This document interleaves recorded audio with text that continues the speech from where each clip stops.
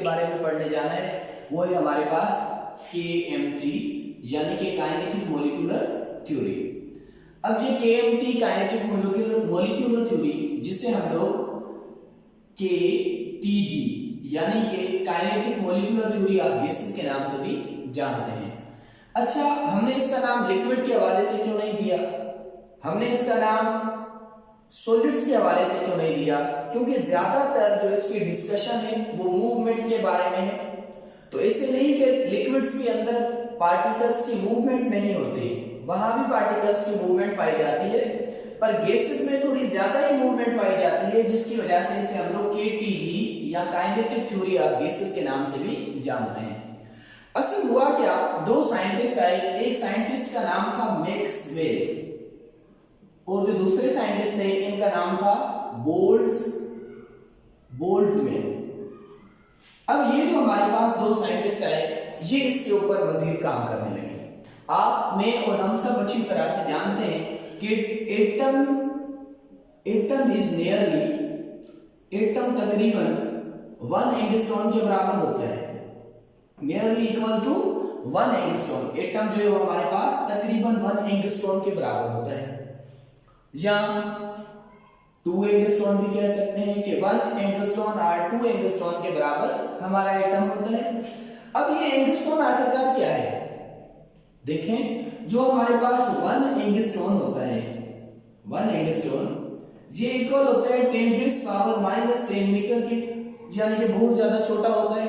और अगर हम देखें तो कुछ यूं होगा कि हमारे पास ये दो मॉलिक्यूल हैं, ये एक मॉलिक्यूल जो है ये 1 एंगस्ट्रॉन के बराबर है, और अब इन दोनों के दरमियान जो ये डिस्टेंस है ये हमारे पास 2 एंगस्ट्रॉन के बराबर है। इसी तरह से अगर इनके अंदर हम लोग क्या करें, इनके बीच में कोई ना कोई अट्रैक्शन फोर्स है, जिसे हम लोग क्या कहते हैं, इंटरमॉलिक्यूलर अट्रैक्शन फोर्स। अब इन दोनों के दरमियान जो अट्रैक्शन फोर्स है, अगर हम इन्हें थोड़ा सा कम कर दें तो ये इनका डिस्टेंस थोड़ा सा ज्यादा हो जाएगा, यानी कि अगर इन दो एटम्स के दरमियान ये डिस्टेंस थोड़ा सा ज्यादा कर दिया जाए तो ये इंटरमॉलिक्यूलर फोर्स कम हो जाएगी। ठीक है, हमने क्या किया, हमने इनका डिस्टेंस इंक्रीज किया। जब हमने इन दो एटम्स के दरमियान डिस्टेंस इंक्रीज किया, बढ़ाया, तो हमारे पास क्या हो गई, इंटरमॉलिक्यूलर फोर्स क्या हो गई, डिक्रीज हो गई। यानी कि डिस्टेंस बढ़ाएंगे तो हमारे पास क्या हो जाएगी, इनके दरमियान में जो अट्रैक्शन फोर्स है वो डिक्रीज हो जाएगी। अब क्या हुआ, ये हमारे पास जो चीज बन गई वो क्या थी, लिक्विड थी। हमने मजीद इनका डिस्टेंस एक्सटेंड किया, जब हमने और डिस्टेंस बढ़ाया, ये एक दूसरे से दूर चले गए, बहुत ज्यादा दूर चले गए, तो अब इनके अंदर जो फोर्स थी वो ना होने के बराबर हो गई। यानी हम ये लिख सकते हैं कि इनके अंदर जो फोर्स है वो निग्लिजिबल है। ठीक है जी, दो एटम्स के दरमियान जो फोर्स है वो क्या है, नेग्लिजिबल है। तो अब क्या हुआ, हमारे पास यही चीजें वो चीजें थी जिन्होंने इन दो साइंटिस्ट को, एक मैक्सवेल और एक बोल्ट्जमैन को, इस बात पर आमादा किया कि अब हम लोगों ने इसके ऊपर बहुत ज्यादा काम करना है। और फिर इन बंदों ने आके एक थ्योरी का वजूद रखा, जिस थ्योरी ने बाकी तमाम चीजों को रिजेक्ट कर दिया। आज तक हम जितनी भी चीजें इसके बारे में पढ़ते आ रहे थे वो सारी की सारी क्या हो गई, रॉन्ग हो गई। चले चलते हैं अब इस तरह से। देखिए, इन्होंने एक कॉन्सेप्ट दिया, इन्होंने कॉन्सेप्ट क्या दिया, मैक्सवेल एंड बोल्ट्जमैन ने, इन्होंने कहा कि ये हमारे पास एक पार्टिकल है, जब ये किसी कंटेनर में मौजूद है तो ये फ्लो करेगा ऐसे इस तरफ। अच्छा देखिए, इन्होंने एक और भी बात की थी कि ये रैंडमली फ्लो करेंगे, ये रैंडमली फ्लो करेंगे। यानी कि रैंडमली से मुराद क्या है, एक तो रैंडमली करेंगे, दूसरी बात इन्होंने कही कि ये रैंडमली तो करेंगे ही करेंगे, पर ये स्ट्रेट लाइन में फ्लो करेंगे। रैंडमली तो ये करेंगे, पर ये स्ट्रेट लाइन में फ्लो करेंगे। अब वो किस तरह से, देखिए ये जा तो इस तरफ रहा है, अब ये इस तरफ भी जा सकता है, ये इस तरफ भी जा सकता है, या ये इस तरफ भी जा सकता है, जहां तक इसकी ये लेंथ मौजूद है कंटेनर की। तो अब देखें ये हर एक्स एक्सिस में, यानी हम इसे एक्स कहें, इसे वाई कहें, इसे जेड कहें, ये रेंडमली फ्लो है, यानी कि ये जिस तरफ इसका दिल करे उस तरफ जा सकता है। पर दूसरी बात जो थी वो क्या दिया है कि ये जब भी फ्लो करेगा तो ये करेगा स्ट्रेट लाइन में, ये सीधा ही फ्लो करेगा। फिर इसने कहा कि अगर ये इस तरफ फ्लो करता है तो यहां से लेकर जहां तक इसने ये फ्लो किया, यानी कि यहां से लेकर यहां तक जो इसने ये फ्लो किया, इसके बीच में कोई टकराव तो हुआ नहीं, ना कोई दो चीजें आपस में मिली, तो इसे हम लोग क्या कहेंगे, इसे हम कहेंगे मीन, इसे हम कहेंगे फ्री पाथ, इसे हम क्या कहेंगे, फ्री पाथ, क्योंकि इसके अंदर इसका किसी के साथ कोई टकराव हुआ नहीं, कुछ भी नहीं हुआ, ये सीधा चला गया। इसने कहा अगर ये दूसरी मर्तबा यहां से फिर से फ्लो करेगी, क्योंकि हमें पता है कि गैस के मॉलिक्यूल हमेशा मोशन में होते हैं, तो अगर ये इस तरफ फ्लो करे दोबारा, अब ये और ये, इन दोनों का जो हमारे पास एवरेज डिस्टेंस निकलेगा, इन दोनों का जो हमारे पास एवरेज डिस्टेंस, इसका और इसका जो एवरेज डिस्टेंस निकलेगा, उसे हम लोग क्या कहेंगे, उसे हम लोग कहेंगे mean free path, mean free path. अब अगर ये मॉलिक्यूल्स यहां से निकलने के बाद ये इस मॉलिक्यूल से दोबारा आके इस जगह पे किसी मॉलिक्यूल के साथ टकराए, इन दोनों के दरमियान टकराव हो, तो इस वक्त इनके अंदर एक कोलिजन होगी, जो इनका जो टकराव होगा वो इलास्टिक होगा। इलास्टिक से मुराद क्या है कि जिसके अंदर नो चेंज अकर,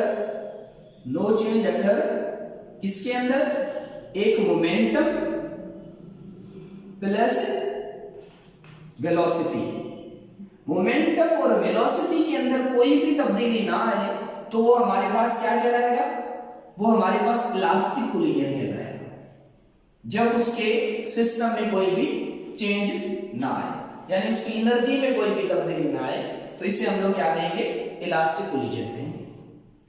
इसी तरह से जो मेन बात हमारे पास हुई, जो सबसे इंपॉर्टेंट बात थी इस थ्योरी की, और जो अहम नुकता है इस थ्योरी का, वो हमारे पास है कि जितने भी हमारे पास पार्टिकल हैं, ये सारे के सारे मोशन में रहते हैं, और जब ये मोशन में रहते हैं और एक जगह से दूसरी जगह चेंज करते हैं, एक चीज से एक, अच्छा इसे और भी इजी ले लें तो किस तरह से कि ये जो हमारे पास मॉलिक्यूल होंगे ये इसके साथ टकराएंगे, लाजमी बात है जब ये मॉलिक्यूल के साथ टकरा सकते हैं तो ये इस कंटेनर के साथ भी टकरा सकते हैं।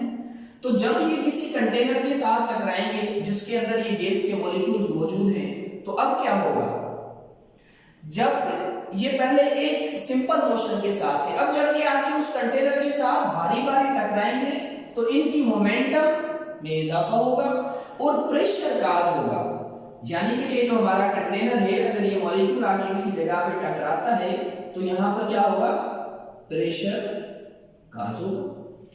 अब जब ये प्रेशर काज होगा तो प्रेशर क्यों बन रहा है, due to collision of molecule, यानी हम कह सकते हैं pressure is directly proportional, pressure is directly proportional, किसके डायरेक्टली प्रोपोर्शनल है, टू द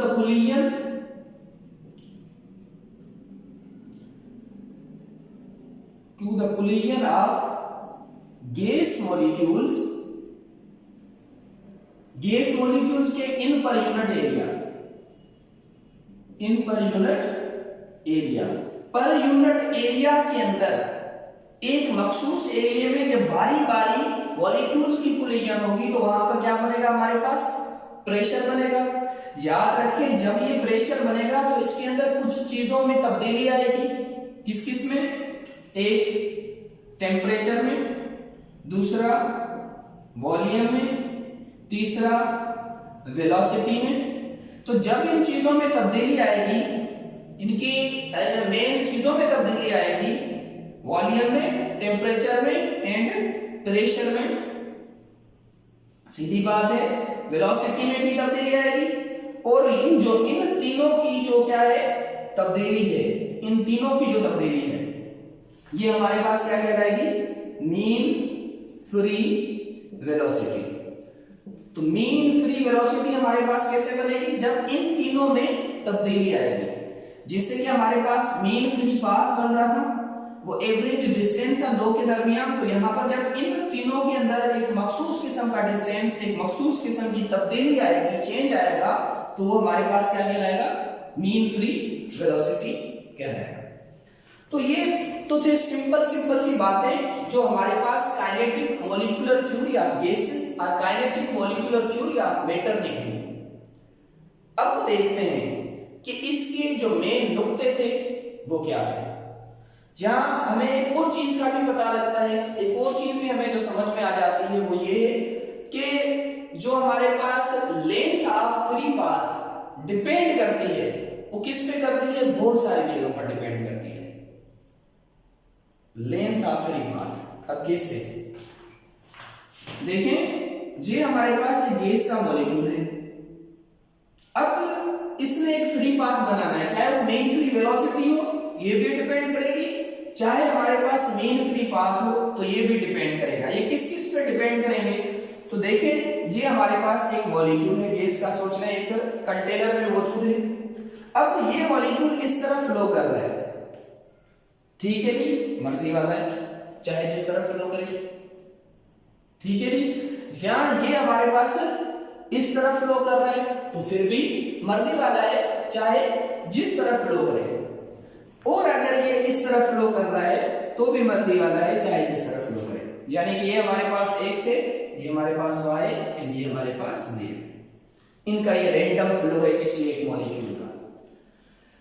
तो देखें ये डिपेंड करेगा, डिपेंड कौन, एक हमारे पास मीन फ्री पाथ या हमारे पास मीन फ्री वेलोसिटी, यानी कि ये दोनों चीजें हमारे पास किस पे डिपेंड करेंगी, तो ये डिपेंड करेगी, एक तो depend on nature, nature of gas, nature of gas, and depend on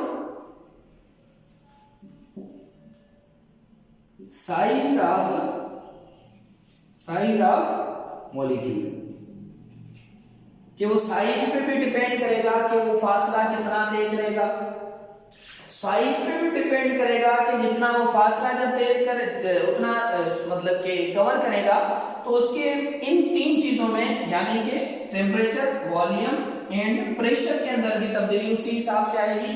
और अगर सेम गैस के सारे मॉलिक्यूल होंगे तो फिर उनमें तब्दीली एक तरह की आएगी, पर अगर डिफरेंट गैसेस के मॉलिक्यूल होंगे फिर उनमें तब्दीली भी अलग अलग तरह की आएगी।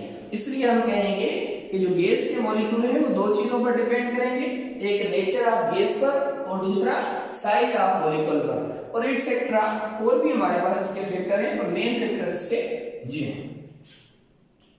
यकीनन आपने ये लिख लिया होगा, तो मजीद आगे चलते हैं। अब पढ़ते हैं कि हमारे पास काइनेटिक मॉलिक्यूलर थ्योरी के मेन नुक्ते क्या हैं।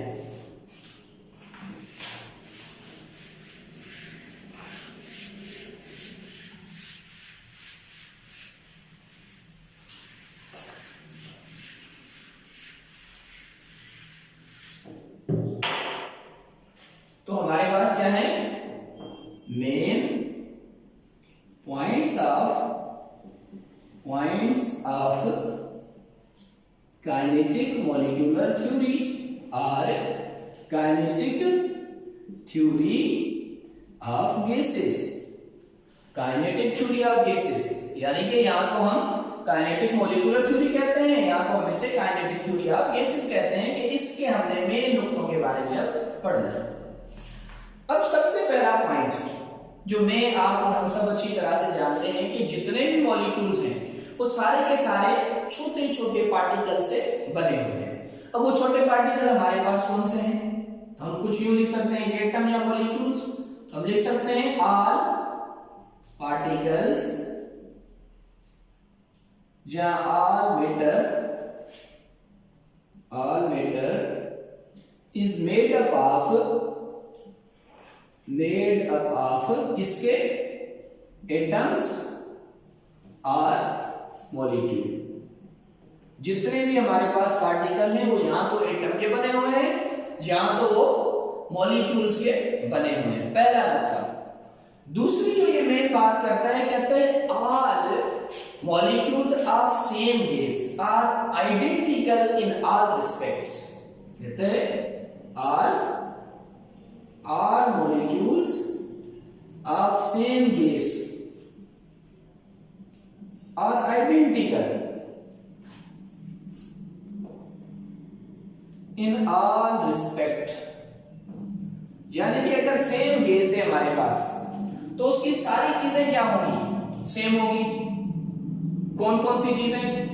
सबसे पहले तो उसकी साइज, ठीक है, उसके मॉलिक्यूल्स की साइज, उनकी शेप, उनका वॉल्यूम, ये सारी की सारी चीजें सेम होगी। तो काइनेटिक मॉलिक्यूलर थ्योरी का पहला पॉइंट है कि जितनी भी चीजें हैं वो सारी की सारी एटम या मॉलिक्यूल से बनी हुई हैं, और जितनी भी चीजें हैं वो सारी की सारी अगर वो एक गैस है, एक ही तरह की गैस है, तो उसकी बाकी सारी चीजें क्या होंगी, सेम तरह से उनकी चीजें रखती होंगी। यानी कि उनकी साइज भी सेम होगी उसके मॉलिक्यूल्स की, और उनकी शेप भी सेम होगी, और उनकी वॉल्यूम भी सेम होगा। अब जब दो पॉइंट हमारे पास हो जाते हैं तो इसके बाद क्या होता है, कहते हैं मॉलिक्यूल्स। अब जो तीसरा नुकता है हमारे पास वो क्या कहते हैं molecules move constantly with random motion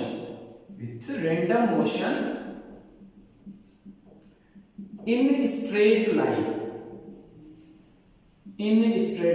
यानी कि जो मॉलिक्यूल होते हैं गैसेस के, वो हर वक्त मोशन में रहते हैं और सीधी लाइन में सफर करते हैं।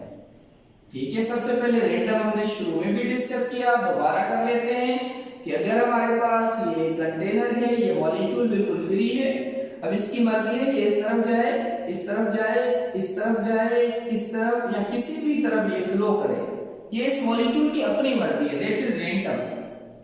पर जब ये फ्लो करेगा किसी भी तरफ में तो ये लाजमी है कि ये स्ट्रेट होना चाहिए, ये सीधी लाइन में इसका सफर करना लाजमी है। अगर ये सीधी लाइन में सफर नहीं कर रहा तो फिर इसका मतलब ये है कि ये थ्योरी का पॉइंट गलत हो जाएगा, पर ऐसा नहीं होता। ये इसके जितने भी मॉलिक्यूल्स हैं ये हमेशा सीधी लाइन के अंदर सफर करते हैं। अब जो चौथा इसका मेन पॉइंट हमारे पास आ जाता है वो क्या है, कहते हैं all collisions of gas molecules between each other or with container, एक दूसरे के साथ या कंटेनर के साथ, आर इलास्टिक, कि वो सारी की सारी क्या है, इलास्टिक है। इलास्टिक मतलब कि उनके अंदर नो चेंज होता है, नो चेंज किसके अंदर, वॉल्यूम, ठीक है जी, या एनर्जी के अंदर या मोमेंटम के अंदर कोई भी तब्दीली नहीं आती। जी हमारे पास इसका चौथा नुकता है काइनेटिक मॉलिक्यूलर थ्योरी का। अब याद रखें कि जब ये मॉलिक्यूल जाके किसी कंटेनर के साथ टकराते हैं, यानी कि ये मॉलिक्यूल है और ये जाके इधर इस कंटेनर के साथ टकराएगा तो इसके ऊपर क्या होगी, दबाव पड़ेगा, और उस दबाव को हम लोग क्या कहते हैं, प्रेशर कहते हैं। याद रखें कि जो प्रेशर काज होता है वो क्यों काज होता है, ड्यू टू कोलिजन। तो हम यूं लिख सकते हैं कि collision of gas molecule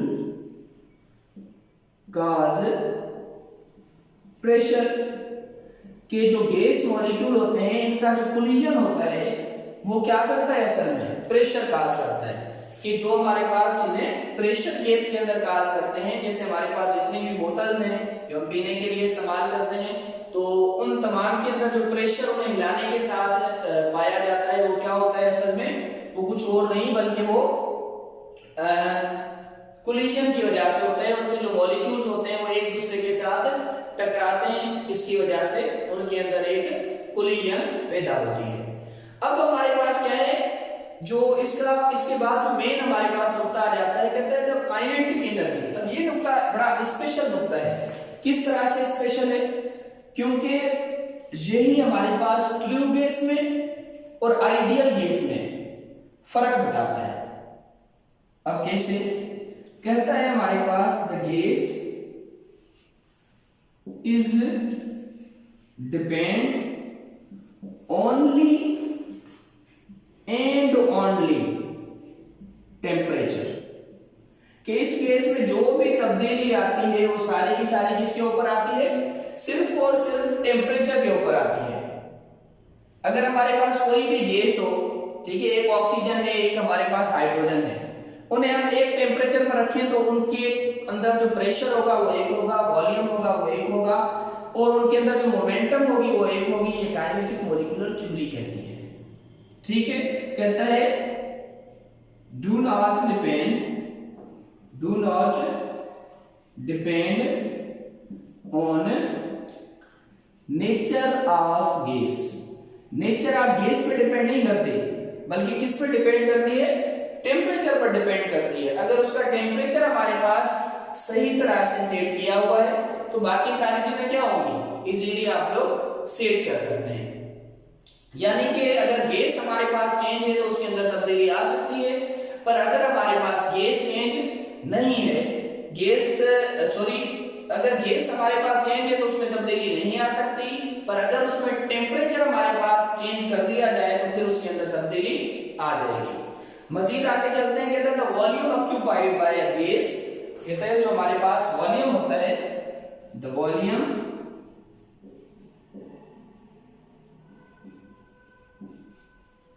occupied by a gas, किसी गैस से जो हमें वॉल्यूम मिल जाता है, इज निग्लिजिबल।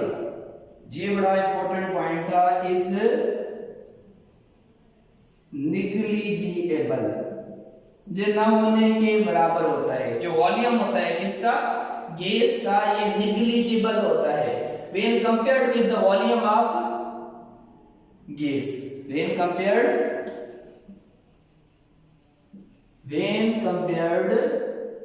with the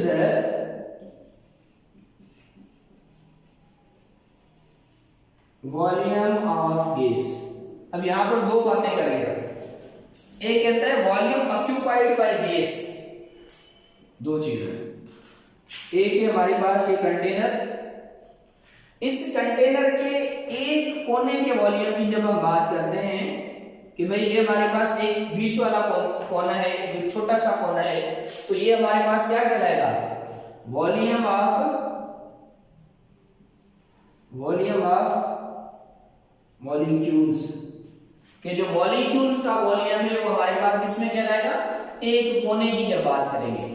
और वॉल्यूम ऑफ गैस, ये जो हमने लिखा है, ये कब कहलाएगा? अगर हमारे पास एक पूरा रूम है, इस रूम के अंदर ये जो गैस मौजूद है, इस गैस को हम लोग क्या कहेंगे? Volume of gas.